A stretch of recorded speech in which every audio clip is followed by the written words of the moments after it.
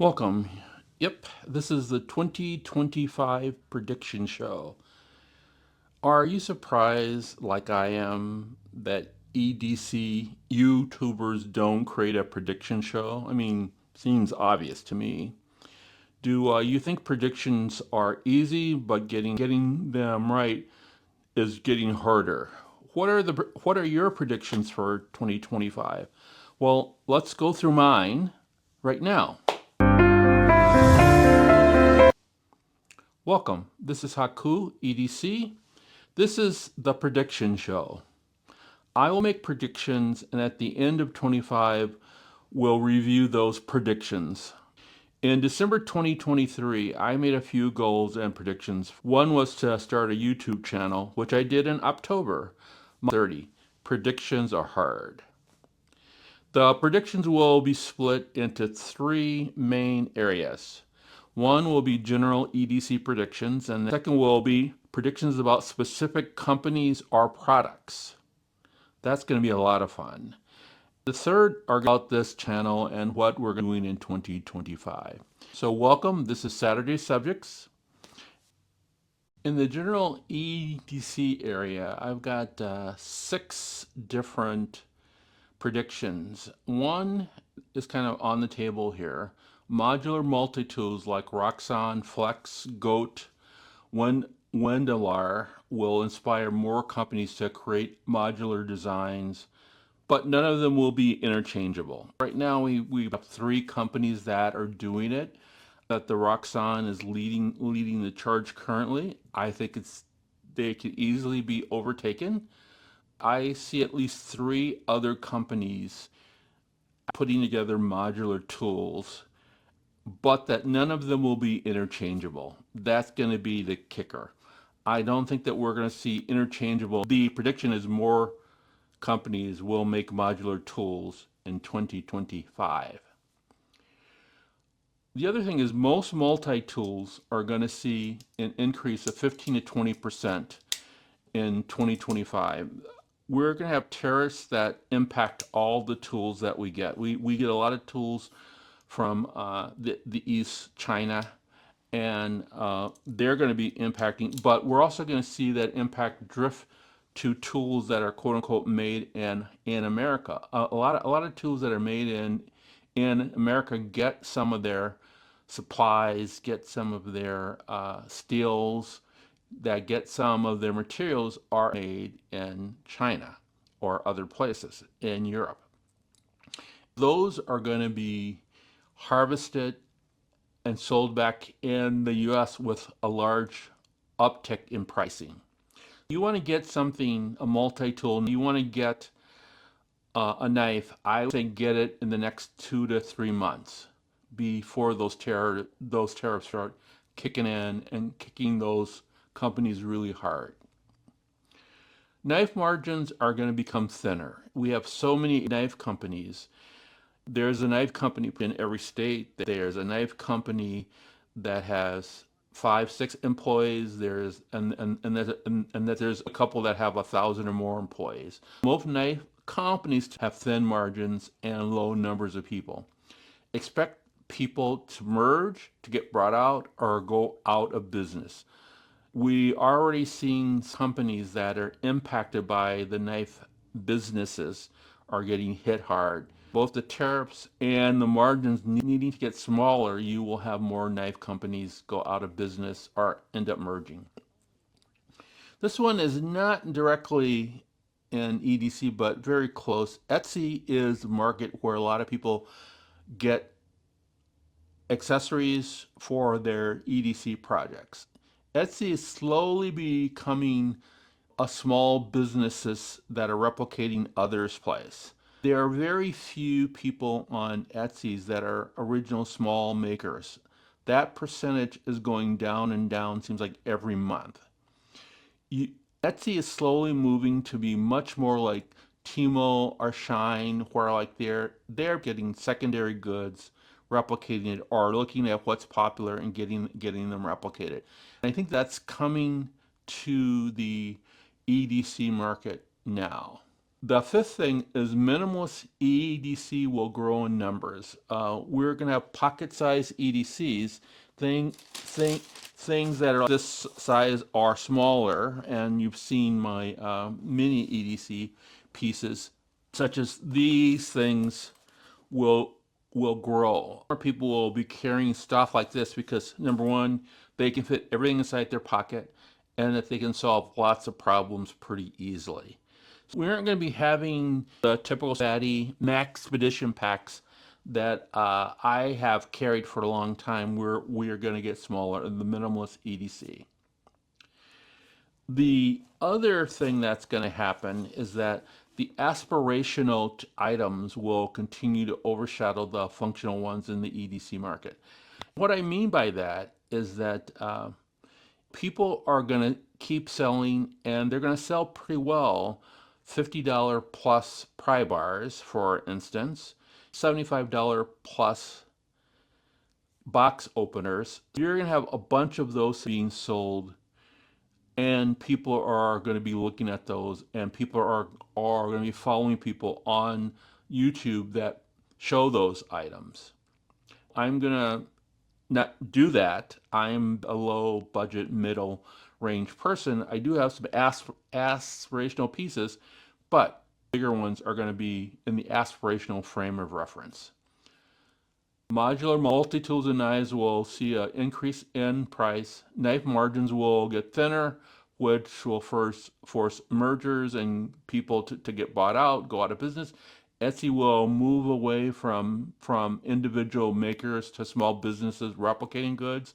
Minimalist EDCs will grow in numbers, opting for pocket size and keychain size tools over large bags.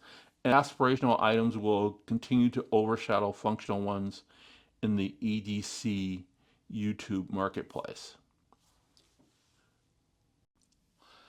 Let's start off with the companies that are probably the most well-known in the EDC community, Leatherman and Victorinox. So let's talk about what I think that is going to happen with them for this upcoming year, 2025.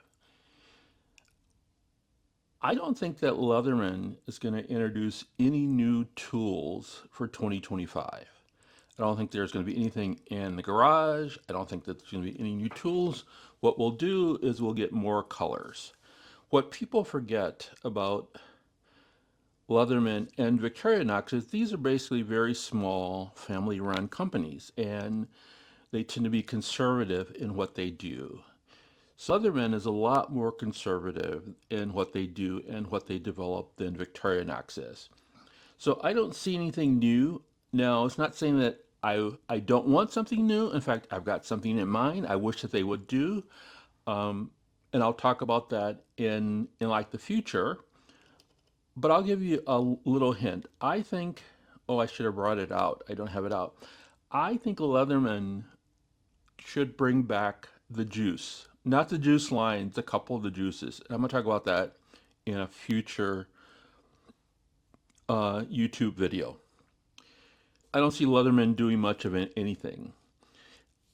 They could create some more accessories, but I don't think that they're going to do that either. Now, Victorinox, while very conservative, they do make changes, and they add knives, they take out knives. It is so strange how certain knives that once they become a little extinct or discontinued on both Victorinox and Leatherman, they actually become much more expensive. I think Victorinox will make a tool that they made a couple years ago become very prevalent on other devices. And that tool is this one right here, the box cutter. This is probably the best box cutter on a multi-tool that I've used in quite a long time, or ever, to be honest with you. And I think that I can see this being used on other tools. I can see it being used, for instance, on like the handyman or a tinker model. They can take away the smaller knife and put this in there, and that will suffice a lot of people. I like it because it is a relatively small tool, and it's not dangerous as a knife is. I think that you're less likely to get cut with it. So I do think that that box cutter is probably the best tool that they've put on a multi-tool in quite a while. It's better than the hook. It's better than the new all in a long, long time. They will obviously make some special edition stuff, but I think having that box cutter on more tools is something that Victorinox will do or will evolve into for 2025. I'm going to talk about a company now that I know a little bit about, but not very much. I don't know it deeply. I don't know kind of what they're thinking, and that's true for all these. I think that what I've gathered from looking at their website, what people are saying about them, is I think that Montana Knife Company will announce a folding knife at the end of 2025 or towards the end. I'm not saying that they're going to make one. I'm going to say that there's going to be leaks about a folding knife in 2025. I love their knives. I am not a big, in fact, I only have two knives that would be considered like hunting EDC knives that are not folding. They're actually both Montana Knife Company knives. I bought them when they were launched. And if you go on eBay, they're more expensive now, which is something I don't understand, but that's the case. I think that they're positioned to be a really good knife company that people are going to want to know about and do things with. And if they were to announce a folding knife that is really good, people would gravitate toward it. Yes, I do know that they're in a lawsuit with Benchmade. I think that that's going to be settled, in the next, by June or July. I think it is one of those things where people are measuring their hand sizes. I don't think that much is going to happen except for that, and then there'll be a thing that will settle it. Now, Ant Design. Ant Design is not what I would call a company that I would really follow too much. I consider them aspirational more so than functional, but they have created or put on Kickstarter that they would produce a multi-tool that is modular by the end of 2024. Earlier this year, I actually predicted that that would not happen. They would be lucky to get it out by March 2025. Now I'm saying most people will not receive their modular tools until April 1st or after. I know nothing about Ant Design. I know nothing about, but I do know about what typically happens with Kickstarter stuff.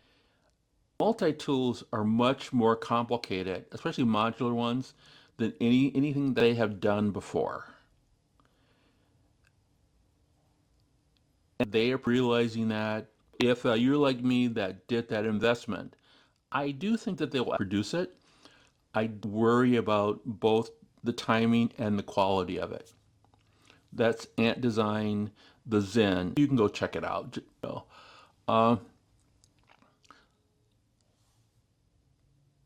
SOG is a company that I think that I've said many times. They make great tools with like a major flaw. But if they were to get, like Victorinox scissors or a Victorinox can opener or, a Leatherman knife or a Kershaw knife or CRK KT knife or blades or things like that, they would just see that they're just so far behind in that middle tool category.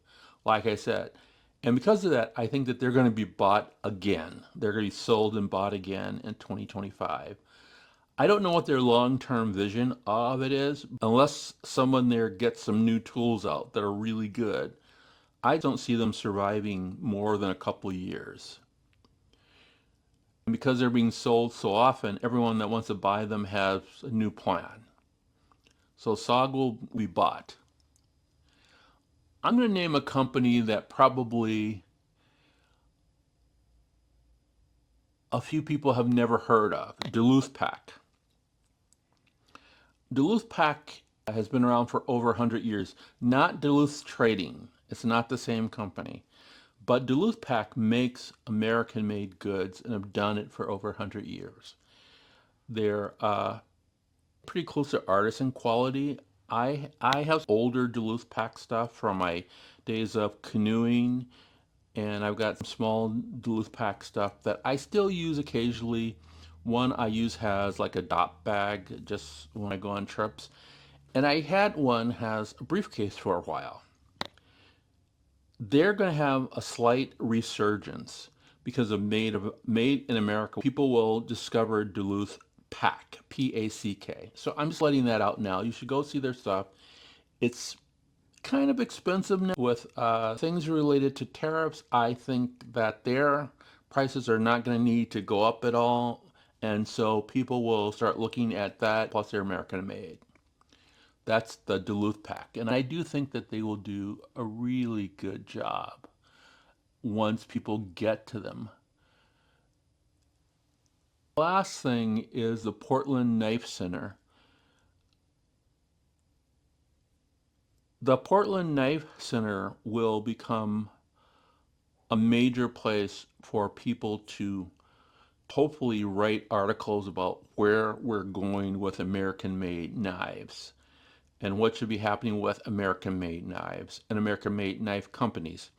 I really want that to happen. There's a great potential with that there.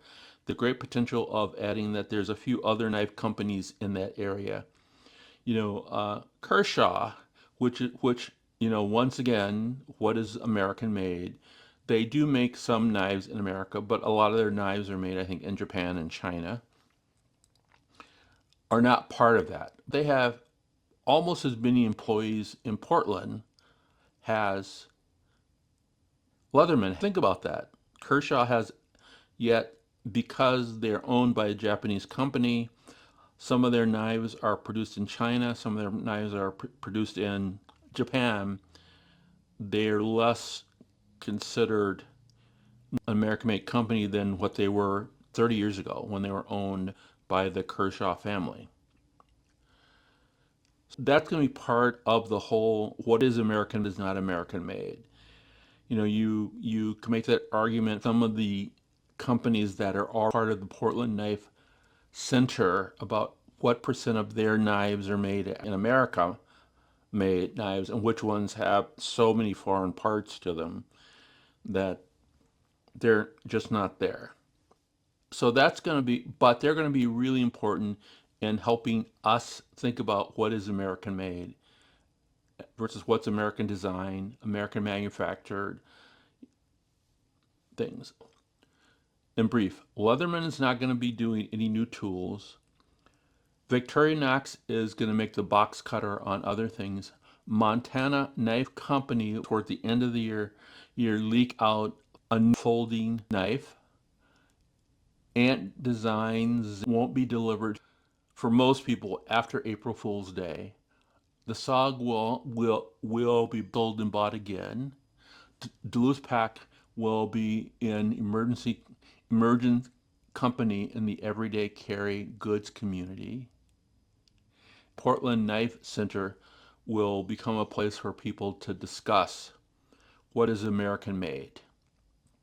Those are the things that are very specific to a company. Write down and like the comments where you think I'm right, I'm wrong. What are your predictions for 2025? You've seen my thoughts about individual companies. You've seen my thoughts about vast array of things related to EDC. I'm going to talk about what my plans are for the channel. I currently have about 300 subscribers, which is great. There's a lot of stuff going on inside the US and other places around the world. People are trying to do crazy stuff. It is important that we all are prepared. Everyday carry is part of that preparedness. So I will be talking about that throughout the year, about being prepared, and being prepared not just to help yourself but to help others, because that's what you're trying to do. I do want to put on my face mask first, like you're on an airplane, but I also want to be in a position to help others put on their face masks, and that's what I do with my EDC and my larger things that I carry inside my car, on my bike when I'm biking. So, but we're going to talk about this particular channel. And I'm going to write it down because I feel like when I write it down, it's much more permanent. I'm using a permanent marker versus a regular pen because because the pens that I use are thin pens and it's hard to see unless you're right up close. Right now I have 300 plus subscribers. When I started this channel in October of 2024, my goal was to get to 3,500 subscribers in 30 months. We're close to that number-wise of subscribers, or even 30 months. But I did have an intermediate one, which was that on December 31, 2025, I would have 1,100 subscribers. Some people might ask, am I going to do any monetization of that? I don't know the answer to that. Probably not, but who knows? I might. I do have some affiliate links to like places, and that's primarily because of my previous jobs. I used to do evaluations of tech equipment and for companies, and then they would ask me, well, where can I get it or where can I buy it? I would give them essentially my Amazon affiliate links. I've got some to like Dell computers. I actually have some working with Microsoft Business Systems. I would get some money or kickback from that. I would actually use that money. I'll be straight up firm with you. 1/3 of it would go to taxes, approximately state and federal taxes. 1/3 of it I would give away, donate, and 1/3 of it I would put back into the business. If I were to start getting something from YouTube, I probably would do something like that if I chose to do it. Just to let you know that with subscribers over 1,000, and it's, my sense of it is probably not too much, like $10 a month or $15 a month or something like that. The next thing that is important to me is that I'm going to do approximately 110 long form videos. And long forms are 8 minutes, 30 seconds or longer. Typically, the longest ones are going to be around 22 minutes will be the longest ones. I know that those numbers seem a little arbitrary to you folks. That's number one, and that anything over about 15 or 16 minutes, that I begin to lose people according to the algorithm that YouTube has provided me. So I think somewhere in that mind will be the long-term videos. I will do approximately 52 short 60 seconds to 90 second videos. And over half of those will be what I call hot takes. I've done a couple of them. They seem to have been going well. Now, that's just what I'm going to produce. That doesn't tell me much about quality of the work or interest of you, the viewer. The way that I gauge that are twofold. One is comments. I want to have at least an average of comments for each video.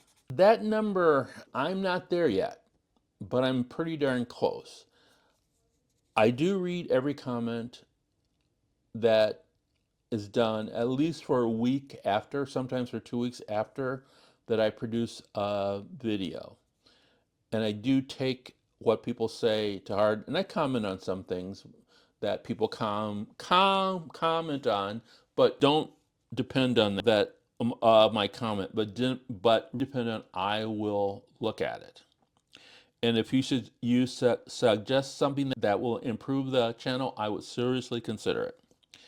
Likes are important because that tells me that people at least enjoy what I'm doing. Those two things are my quality indicators, and they keep me going in a certain direction. So please comment. The growth in subscriptions means that more people are finding it and more people are wanting to come back. And to get to 1100, that's 800 more between now and the end of the year, means that I need to do somewhere around between 15 and 20 a week from now on, essentially, of new subscribers. Is that possible? I hope it is. We will see. The likes, the comments, the subscribers are a way for me to see the quality of what I'm doing. I'm not going to stop. I did say that I'm going to do this for at least 30 months. No matter how I go about it, it'll be 30 months. I am going to do another small EDC channel piece at the end of the year. I am also going to review this at the end of the year and see how well I did or how badly I did. Next week, probably, I will do a reflection of 2024. That one will be shorter than this one, but you will get a sense of that. Once again, this is Haku EDC. Please like, subscribe if you aren't, and share it with people. I will see you in the future.